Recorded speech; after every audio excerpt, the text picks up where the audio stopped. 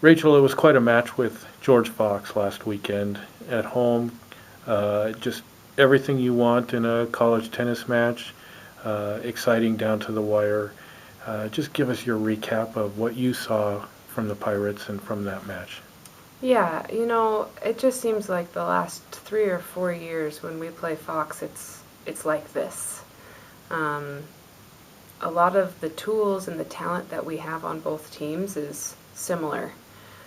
So usually it comes down to who can compete the best, and they competed really well. And there were a few key moments, and it was a team effort, but a few exceptional efforts from some of our players.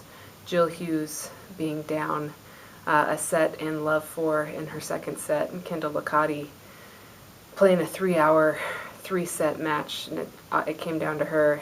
And just the effort and the ability to compete and stay focused and disciplined is honestly what won us the match. It's still early, Mm-hmm. but do you feel like that win kind of catapults you into the rest of the conference season, or is it just once that's done, it's in the past and it has no Mm-hmm. bearing on what's coming forward? It's nice to know that we can do it, but it's far from decided. Looking ahead at this next weekend, we've got Puget Sound and PLU.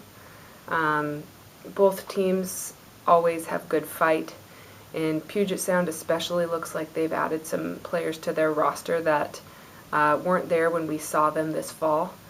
We beat them this fall 6-3. But since then, there's two other players right in the middle of their lineup, and that can change everything. And on any given day, tennis is different. They're a tough team. So honestly, looking at Puget Sound and maybe 4 or 5 other schools, that it could go either direction. We need to have this focus and keep this competitive spirit going for us all season long if we want to get comfortable. And these are your first 2 conference road matches. Mm-hmm.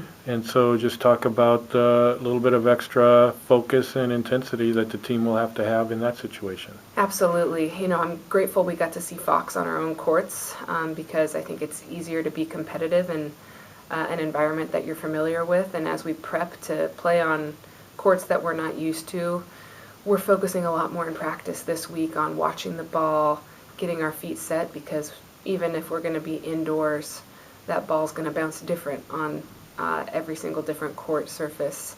We're going to be able to see the ball differently. Just lighting and all those things that maybe make tennis players seem a little high maintenance do make a huge difference.